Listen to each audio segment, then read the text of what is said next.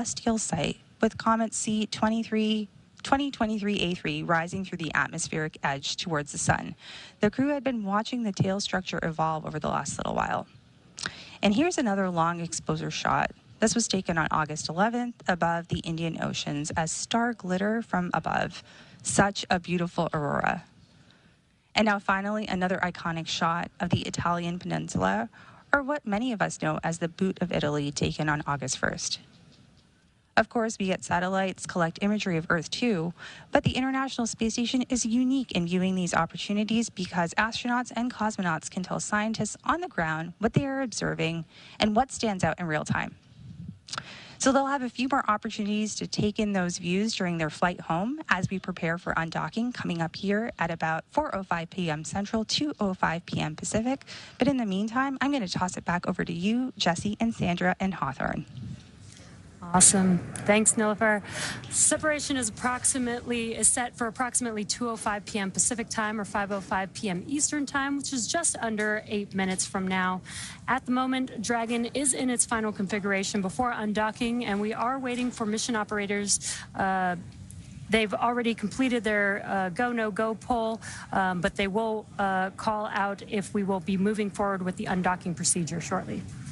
And as we mentioned earlier, just like during its approach to the space station, Dragon's departure and deorbit is designed to be fully autonomous, which requires no action from the crew on board. Departure is typically a little bit faster and sometimes easier since the crew doesn't have to stop at any waypoints like we see when a spacecraft arrives. Once the undocking sequence is complete, Dragon will use its Draco thrusters to move away from the station in a series of 4 departure burns, which are carefully choreographed maneuvers that will increase the distance between the spacecraft and the space station.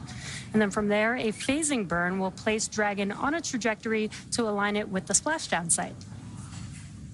And so we did hear that go, no-go poll earlier. Everyone polled go. That is just a time for everyone on the ground as well as the crew on board Dragon to ensure things are in place. All systems are go, as the name suggests, for the undocking, which again, we are targeting just about 7 minutes from now. Now, at the moment, the crew is suited up as they are during a dynamic phase of the flight.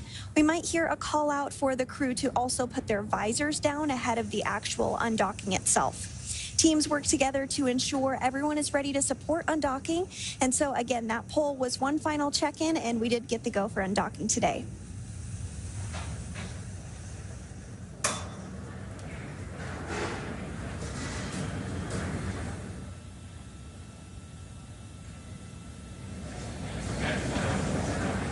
So again, following that confirmation that Dragon is go to undock, we are now waiting for the undocking sequence to begin.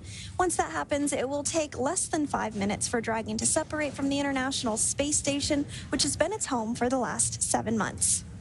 At the planned undock time, SpaceX Mission Control will command the undock sequence start, which begins the automatic undocking process. Now, the first step is for the umbilicals to retract. These umbilicals connect Dragon systems to the space station, transferring power, telemetry. Undock sequence commanded.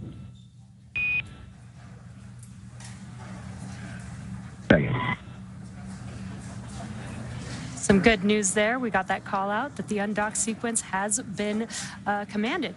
So again, the beginning of the sequence is the umbilicals retracting. These umbilicals connect Dragon systems to the space station, transferring power, telemetry, and commands between the two vehicles throughout Dragon's stay. So now once that's complete, Dragon will unlatch itself from the space station by releasing the 12 hard capture hooks in 2 separate phases. All that combined will take about 4.5 minutes, and then Dragon will be ready to depart the space station and begin. Umbilical demate complete and nominal.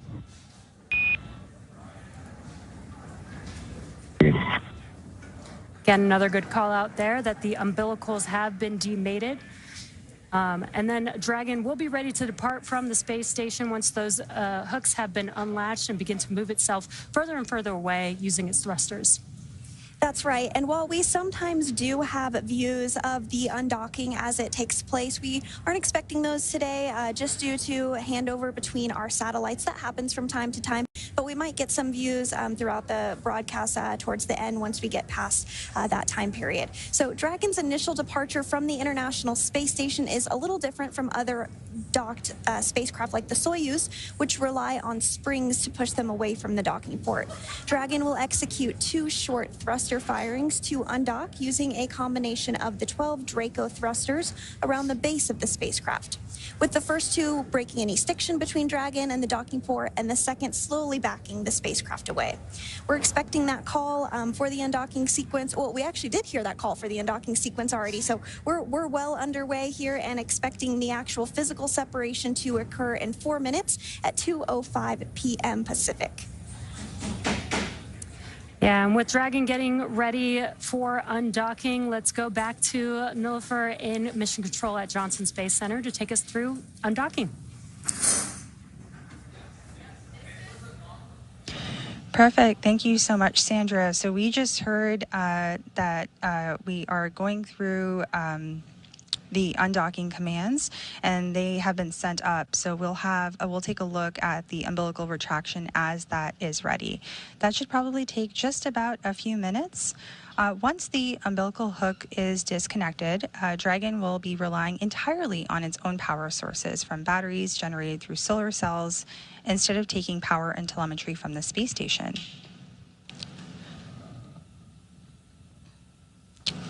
On console today, we have Flight Director Paul Kanya that is managing the First room set of here hooks in the open and International nominal. Space Station Flight Control Room.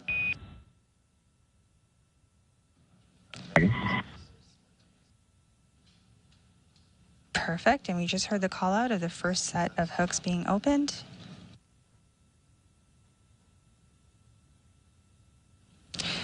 We'll now look for the umbilical retraction and look for 2 sets of 6 hooks. So this is going to be the second set of 6 hooks that will open, and that will take just a few minutes.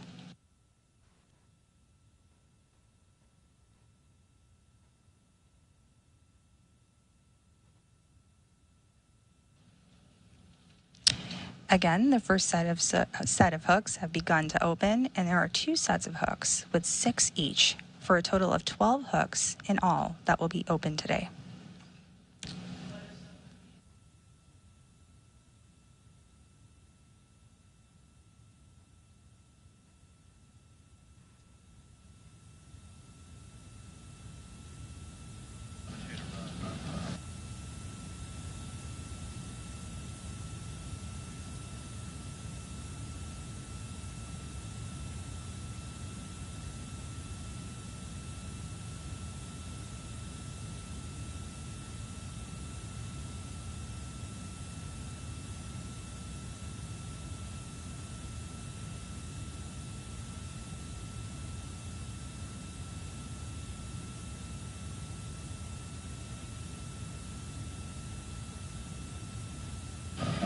So as we await confirmation, there on your screen you see, as I mentioned, Flight Director Paul Kanya, and beside him Capcom, which is Neil Nagata today.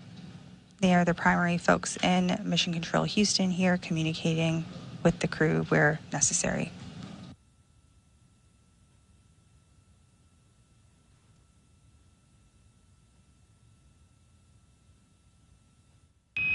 All hooks open.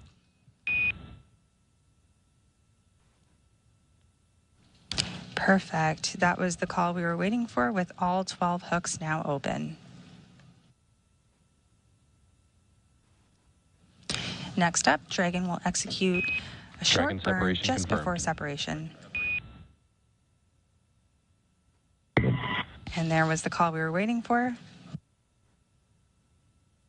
This is a combination of Endeavour departing, fair winds and falling seas, and Miyaki Pisatki, my friends. Come on, Dragon.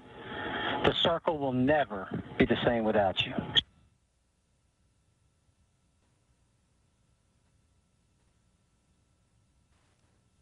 Good words from our crew members departing space station right now. Dragon, it's been an absolute pleasure to serve aboard the space station and stand to watch. It's in great hands. Godspeed. Tojo, you'll never guess what I found.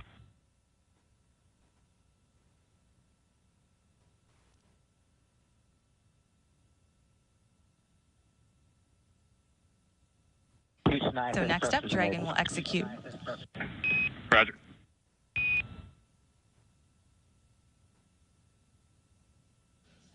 Thank you. So Dragon, as I've been trying to say, will execute a short burn just before separation using a combination of its 12 Draco engines around the base of the spacecraft. I never did get Dragon away.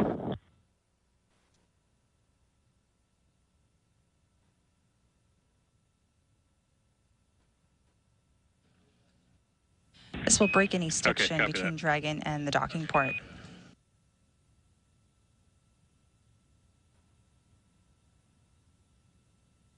And then a second burn will help the spacecraft slowly start backing away.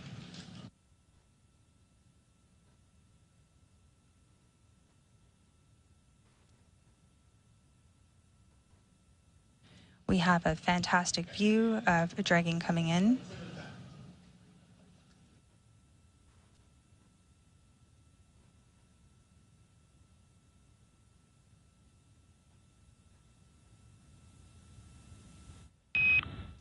Dragon SpaceX late call depart burn 0 was nominal. Good.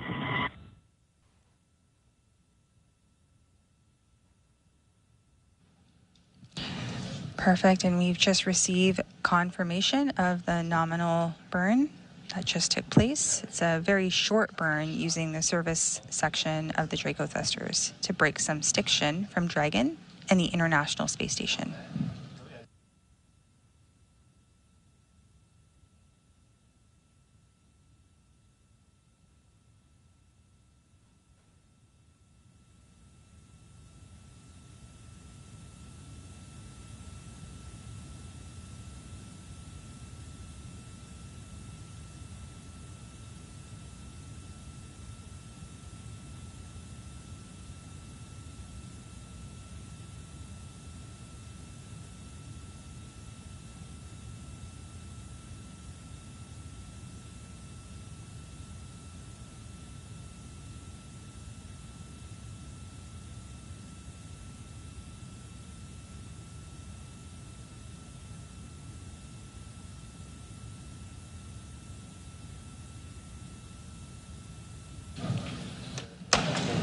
All right, we have confirmed separation here at 4:05 p.m. Central, 2:05 p.m. Pacific, as the International Space Station and Dragon were flying approximately 260 statute miles over the Pacific. That means that Matt, Mike, Jeanette, and Alexander had completed their journey aboard the International Space Station, wrapping up over 230 days on the orbital outpost as they splashed down off the coast of Florida early Friday morning.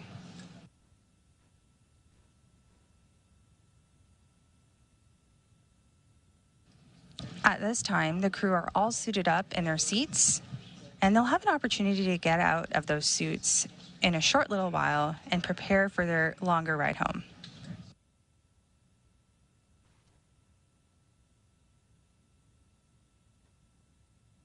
Here in Mission Control Houston, the team will continue to monitor the departure of Dragon as it exits the approach ellipsoid. Again, that approach ellipsoid is a 2 by 2 by 4 kilometer sphere that monitors arriving and departing spacecraft.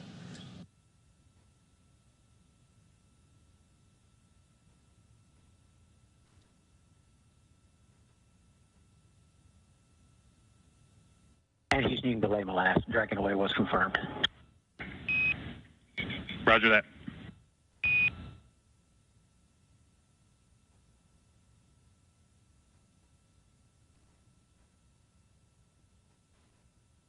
Perfect. We continue to confirm nominal burns that are taking place as Dragon continues to depart the International Space Station.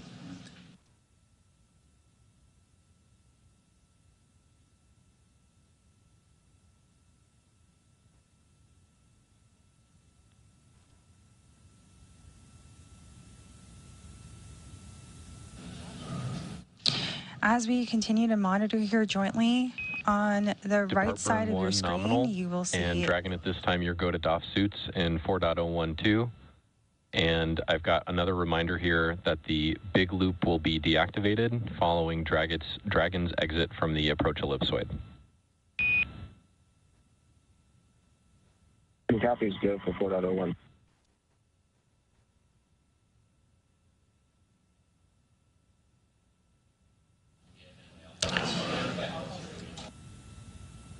So we have a nominal depart burn lasting approximately 16 seconds. And the team continues to monitor the departure of Dragon as it exits the approach ellipsoid, the 2 by 2 by 4 kilometer sphere.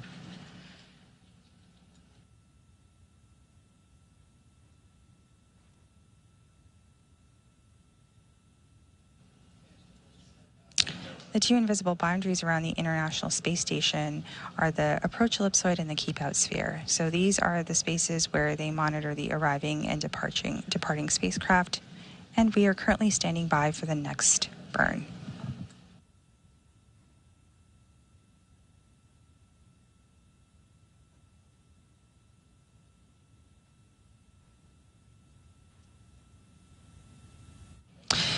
And with that, we're just minutes away from the next burn, but we are going to pass it over as we stand by in mission control to our teams in Hawthorne, Jesse and Sandra. Back over to you as we continue to walk you through this process.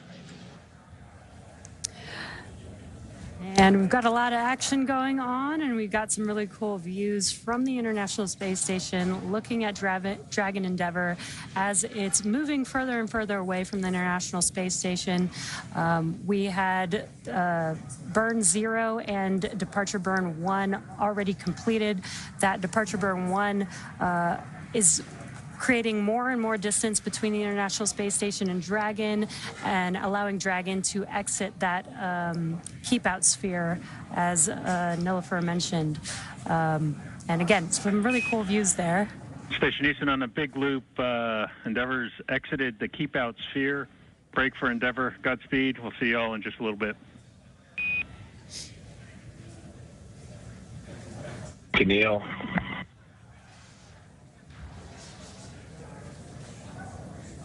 And on your screen, spreads. you're continuing to see a view of Dragon following its undocking from the International Space Station at 2:05 p.m. while flying over the Pacific Ocean, approaching the western tip of South America. Now, we did just get word that Dragon has exited the keep-out sphere. You might have even seen some of those thruster firings on your screen as we got that call out. The keep-out sphere is an imaginary sphere or boundary that's 200 meters in radius around the space station. It's one of several safety zones set up to govern visiting vehicles either arriving or departing the International Space Station, and you can continue to see these great views of Dragon as it departs the space station, slowly backing away. Now, before moving into the keep-out sphere, all of the spacecraft have to be configured where they would not cross the imaginary boundary for at least 4 orbits, even if for some reason the spacecraft lost all maneuvering. But again, we don't expect that to occur today. We're now waiting for Dragon to exit the approach ellipsoid, or the AE, which is another imaginary sphere. This time, it's a 3-dimensional ellipsoid measuring 4 by 2 by 2 kilometers in the same family as the keep-out sphere. Now, one of the key differences with the AE is that vehicles outside of it have to be on what we call a 24-hour safe free drift trajectory. Now, that means the spacecraft would not cross into the approach ellipsoid for at least 24 hours, again, even if it lost all maneuvering for that call out once we hear confirmation that Dragon is outside of that AE. So to recap today a little bit, the hatches between the International Space Station and Dragon Endeavour were closed earlier at 12:24 p.m. Pacific. Since then, the crew has settled in to begin their 34-hour journey back to Earth following their undocking at 2:05 p.m. But prior to that, the joint NASA and SpaceX teams pulled go to proceed with undock. The undock command was then sent at 2 p.m. followed... SpaceX Dragon to ground, cabin mic check. Got you loud and clear on the cabin mic. Good comm check on Dragon to ground. Awesome, thank you so much.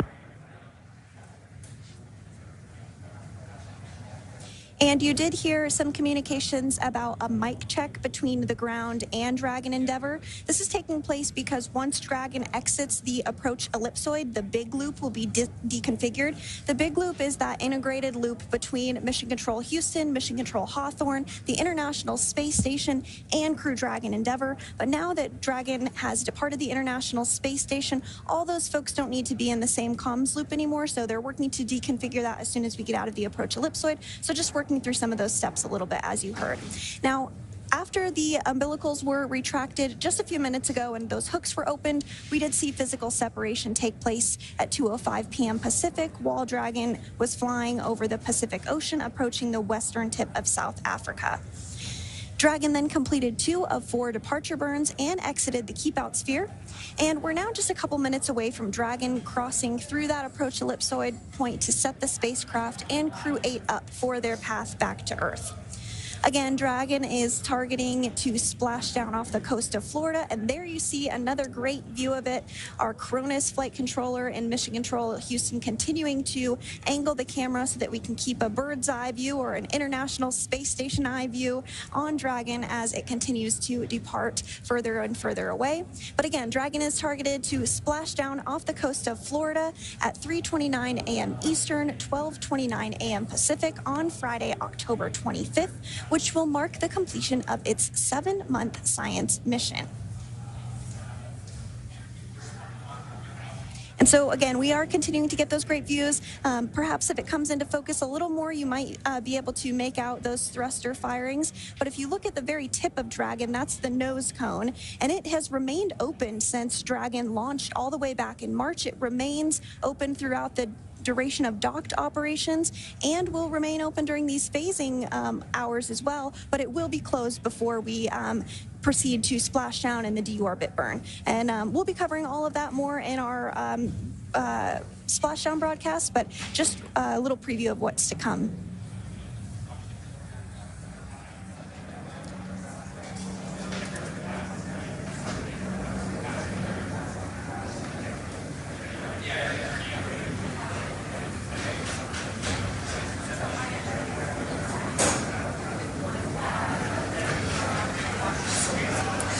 So if you're just now joining us, you are tuned into the Crew-8 departure from the International Space Station. The crew has actually already departed the International Space Station. We've already completed the unlatching of the umbilicals and hooks, hard capture hooks that mate Dragon to the International Space Station. We've completed burn 0 and departure burn 1, and the vehicle with the 4 crew members inside are now moving further and further away from the International Space Station, making their way outside of the, they've already exited the keep-out sphere, and now they're making their way outside of the AE, or the approach ellipsoid. Again, this is to keep the crew safe. There's a number of choreographed maneuvers that the Dragon spacecraft has to do to make sure that it can safely depart away from the International Space Station, and then it will soon begin maneuvers over the course of the next 30 hours or so to make its way back down to Earth.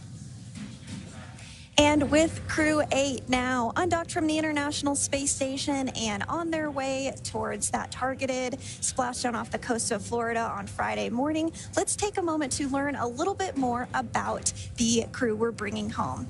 Commander Matt Dominic was born and raised in Wheat Ridge, Colorado, and is married to Faith Dominic, and they have 2 daughters. Matt earned a Master of Science degree in Systems Engineering from the Naval Postgraduate School, and he was designated as a naval aviator in 2007.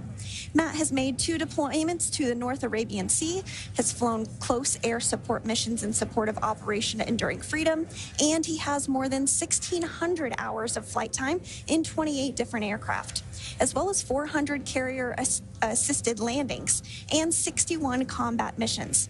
This was his first space flight. Dr. Michael R. Barrett, Crew-8's pilot, was selected by NASA in 2000. He's the only member of the crew of Crew-8 who's been to space before as part of Expedition 19 and 20 in 2009 and STS-133 in 2011. Before Crew-8, he spent 212 days in space. He is board certified in internal and aerospace medicine and has been awarded numerous times for his contributions to space medicine research. Michael lives in League City, Texas with his wife Michelle and their 5 children. And personal and recreational interests include sailing, boat restoration, writing, and cooking good food in harsh or remote places. And next up is Jeanette Epps. This was mission specialist Jeanette Epps' very first space flight. She's a Syracuse, New York native and was a NASA fellow during graduate school. She then worked for the Ford Motor Company, where she received a U.S. patent for her research into auto collisions and countermeasure systems. After leaving Ford, she joined the Central Intelligence Agency, or CIA, for 7 years, where she worked as a technical intelligence officer before she became an astronaut in 2009.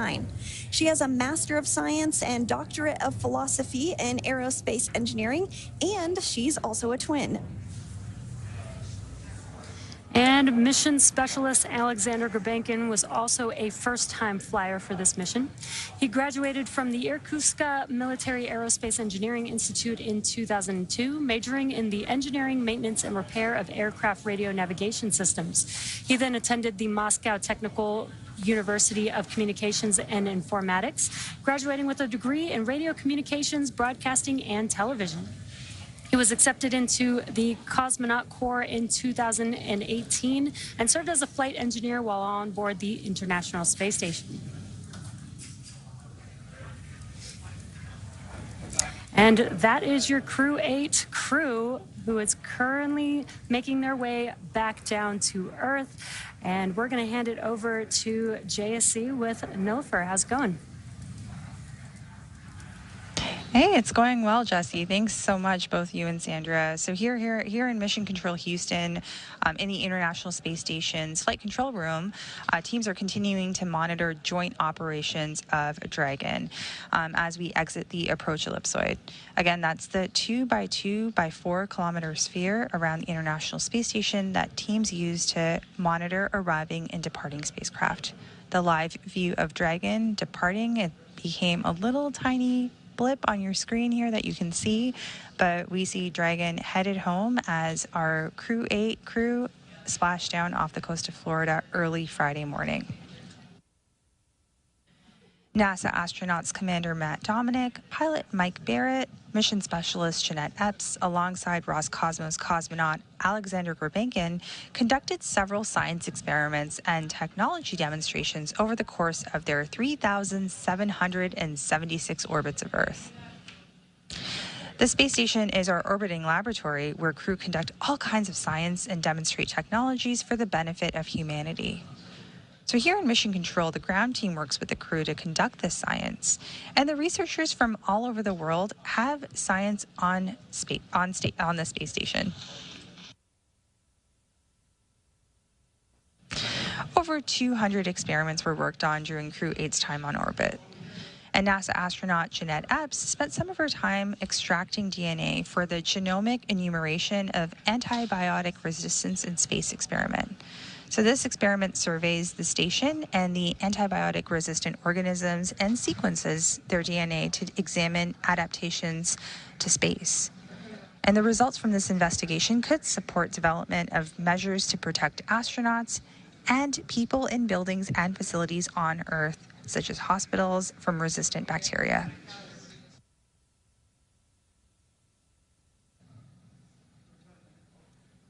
We see Dragon here getting further and further from the space station and getting closer and closer to Earth.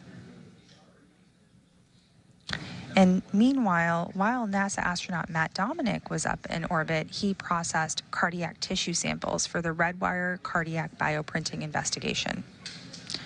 Since tissue samples are bioprinted in microgravity, they are higher quality than those printed on the ground. So the results from this investigation could help to advance the production of organs and tissues for transplant, and also improve 3D printing of foods and medicines on future long-duration space missions.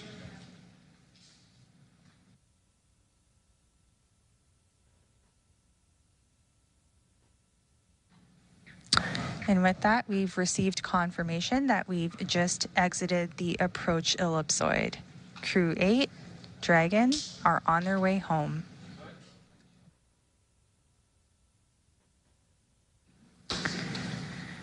I'd be remiss not to talk about NASA astronaut Mike Barrett and what he did while he was in orbit. And he worked closely on an investigation called the Human Brain Organoid Models for Neurodegenerative Disease and Drug Discovery. And this investigation uses SpaceX human brain on organoids created for with your stem awareness, cells. The vehicle has exited the approach ellipsoid and is on a safe free drift trajectory.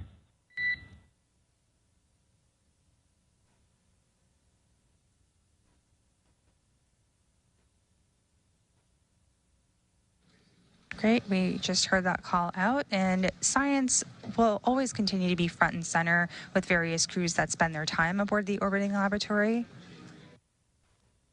And when they splash down, they'll be extracted first, followed by some of that science I just discussed, and it'll be delivered to researchers on the ground. So while we may not be able to air after we exit the approach ellipsoid, we'll continue to provide periodic updates through our mission audio commentary on nasa.gov. So with that, I will take a moment and hand it back to Sandra and Jesse in Hawthorne. Thanks so much, Nilofer. And as you mentioned, Dragon Endeavour has now exited the approach ellipsoid. You do see it there on your screen. It's that tiny little dot now. The approach ellipsoid is another imaginary shape. It's three-dimensional, measuring 4 kilometers by 2 kilometers by 2 kilometers, and it's in the same family as the keep-out sphere. Now, one of the key differences with the approach ellipsoid is that vehicles outside it have to be in that 24-hour safe free drift trajectory, which we've discussed, which means the spacecraft would not cross into the approach ellipsoid for at least 24 hours, again, if for some reason all maneuvering was lost. And with that, Crew-8 has officially departed the International Space Station. It will take them about 34 hours until they make their way back down home to Earth. The crew is currently doffing or removing their spacesuits to settle in for the ride home, and Dragon is targeted to splash down off the coast of Florida at 3:29 a.m. Eastern Time or 12:29 a.m. Pacific Time on Friday, October 25th, followed by the crew getting picked up at sea by a SpaceX recovery vessel. As they rest up, our teams here will continue to keep an eye on the weather to ensure a safe return for Dragon and our Crew-8 astronauts. And though our coverage here in Hawthorne is wrapping up for today, we will turn it over to the NASA team in Houston to take us through the next phases of the Crew-8 mission. Our friends at the Johnson Space Center will provide continuous live audio-only coverage along Crew-8's journey home until we rejoin. You can find the audio-only link by visiting nasa.gov/live and clicking the mission audio link, or by searching for NASA Mission Audio Live feed on YouTube at go.nasa.gov/liveiss. Meanwhile, we will rejoin for live visual coverage starting roughly 1 hour prior to splashdown. And as always, you can find mission updates on X at NASA, at SpaceX, and on the web at nasa.gov. Thanks for watching, and we'll see you and our Crew-8 astronauts very soon.